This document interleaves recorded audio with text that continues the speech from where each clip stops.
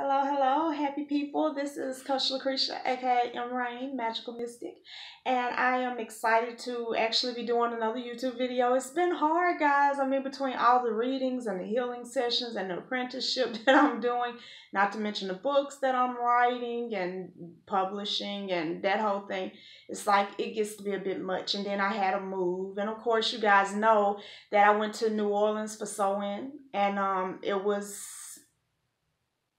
good. It was interesting, okay?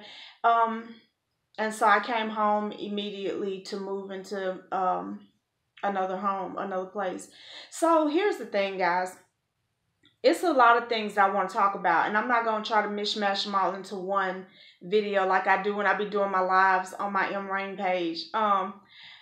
But what I want to do is kind of give you guys an overview of some things that I've been noticing, some themes, because most of the people, and I don't know if you guys just saw that the lights keep dimming. They do that all the time in here. I mean, they like playing with me. So, most people that's watching my YouTube videos are also connected with me on social media. A lot of you guys are my clients, my apprentices, stuff like that. And so the reason why I'm doing this video is because of things I've noticed in my practice, okay?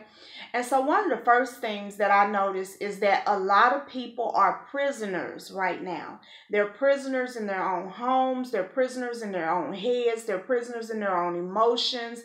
You know, prisoners. You are slaves, okay? Not saying everybody who's watching. I'm talking to some specific people, and you know if it's you, because when I said it, it resonated deep in your belly. It hit you deep down in here, and you know that it's the truth of your life, okay? So here's the thing, guys, because anybody can point out to you that you have some issue or another. Anybody can come in and say, you know what, you're a slave to your husband, your kids, your wife, your job, your this, your that. But most people stop there and they expect you to just figure out the solution. Let me break this down. I'm gonna say it straight, and then I'm gonna break it down because I understand. If you have need of salvation, if you have need to be saved from something, your Savior is you. There are hundreds of thousands, maybe, of people who can facilitate your salvation, can help you, can be that initial spark to get you going, that can motivate you and make you believe in yourself.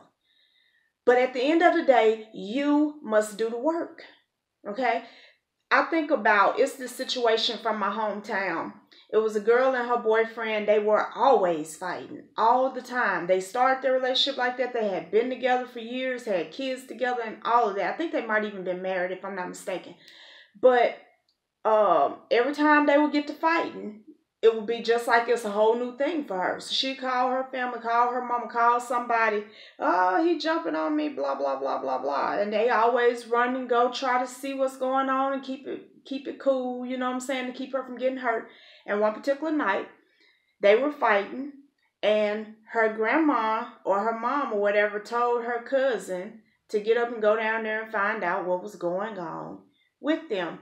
And he never came back. He ended up getting shot and killed.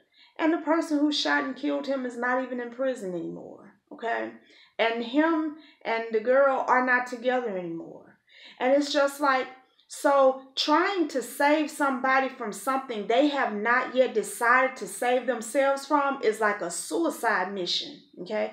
And that was a true story I just shared with you guys. And anybody who's watching that know me from home, y'all already know what situation I'm talking about.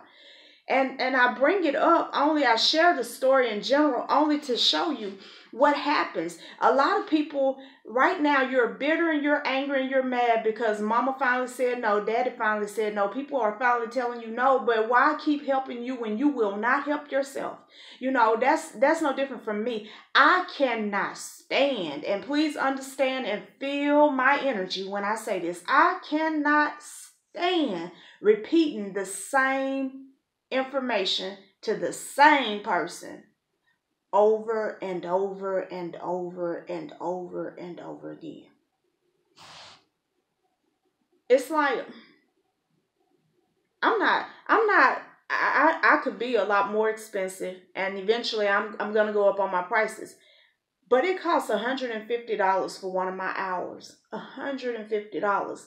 That's not no small chunk of change. It's not. And people will literally pay me $150 for an hour of scanning, looking at their bodies, determining what the issues are and where the blockages are, whether they're physical, mental, emotional, spiritual, whatever, giving them all this power to transform their life, giving them divination, and giving them a direct path to how to get away from wherever they are. I don't just tell you, oh, okay, you pay me $150, I'm going to tell you everything I see wrong with you. No, I actually give you a plan of what you need to do to fix this stuff. So to me, that's why I know I'm not charging enough. But to me, that's the most important part. Pointing out what's wrong with me, I probably know. But giving me how to fix it, now that's important. And it kills me when I give a person what to do, and then 2 weeks later, they want to pay me another $150 to sit, hear the same information because they hadn't done it yet. And then they leave away and they come back a month later and they still hadn't done it yet. And they pay me another $150. And I like to shop. I like to pay my bills. Thank you for just giving me your money. But let me just be real quick. Don't you want more? Like, I don't want to just make the money. I want that feeling of, yes, they did it. And I had a part in playing in somebody else's healing, elevation, ascension, whatever the case may be. You are your savior. And if you look at you and you have deemed yourself as unable to save yourself, you're in trouble. If you think that someone else is going to come in and supersede your authority in your life and make your life better, it's not going to happen. If a person come in and take authority over your life, as sure as shit stank, as the old people used to say. It's going to be worse. You are sovereign over your life. Maintain that sovereignty with diligence. Care again about yourself. Some of you don't give a damn about yourself. You say you do, you don't. You can't possibly, because you go and you submit yourself to all kinds of abuse. You submit yourselves to all kinds of neglect, misuse.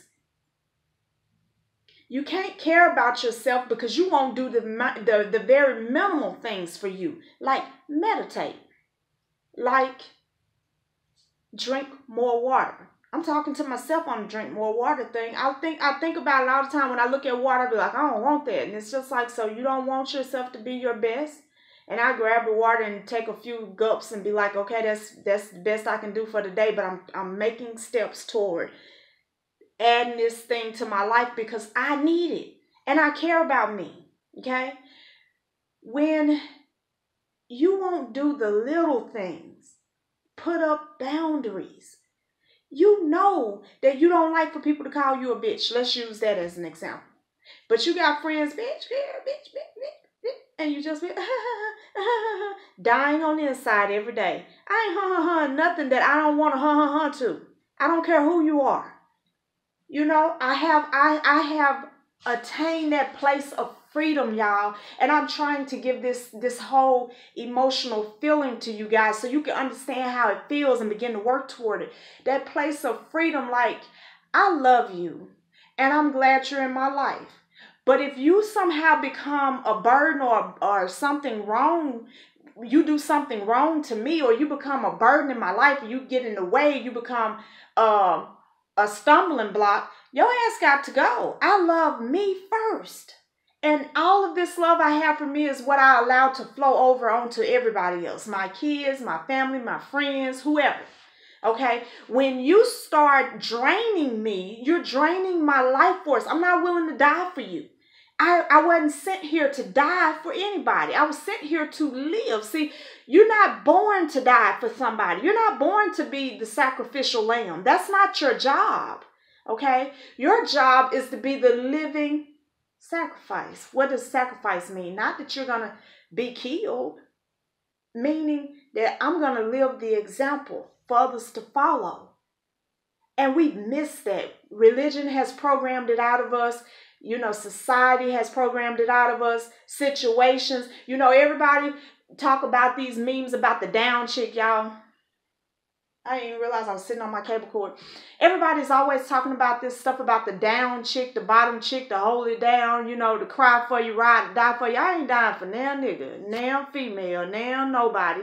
I'm not this to just put myself in a position to die. I used to even say, and y'all probably remember a few videos back, I might have said, I die for my son and my grandkids and this, that, and other. Yes, I will lay down my life defending anybody that I love if it came down to it. But that's not something that I want to just walk around saying anymore. Every day, see, I'm growing, I'm elevating, I'm becoming better, higher. This is why, I do offer an apprenticeship, because there is no stopping to this thing. So I have learned and I've decided that there's not going to be any death for me or my family. There's not going to be those situations where somebody's got to go, and for a lot of people, they like, yeah, that situation come for everybody. And it's like, because you think that, yeah, it's going to come for you many, many times, it's not coming for me. And so I'm going to think that way for the rest of my life. Now, if a situation pops up, then I do whatever I have to do in the moment. But I'm not going to live fearfully now about what hadn't happened yet. I'm not going to plan for the worst now and make my mind set on, I might have to die one day for this man or these kids. I might have to suffer one day for my husband. I'm not going to do that. I'm not going to borrow problems. And I'm suggesting that you guys don't do it. If you don't learn what it means to honor you, then you will learn how it feels to never be honored.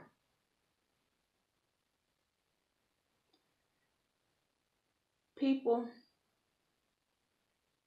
spirituality, magic, esoteric information, the occult, Christianity, Muslim faith, Hindu, Buddhist, whatever it is out there. Paganism, atheism, we ain't gonna go there no more. Y'all know what I'm talking about. Being an atheist. At the end of the day, all of that shit is titles, programming, this and that. Even in the Black consciousness, even when you look at the esoteric, so much of it is muddled up, you know what I'm saying? Because it's meant to be hidden from stupid folks, from simple-minded people. They do that on purpose. Because ultimately, as long as you keep running to and fro everywhere to find what you can only get inside of yourself, you're going to be confused, misused, and abused. The answer is in you. Now, you will need somebody to help you facilitate your growth. We all do. We are not islands. We are a collective. We are a collective, whether you want to be or not. That's why I don't get all messed up in my head about white folks not liking black folks. If white person don't like me, so what? I don't care. I don't like every white person. I don't like every Mexican. I don't like every black person. I don't like all people. You know what I'm saying? Okay, so somebody don't like somebody because of whatever reason.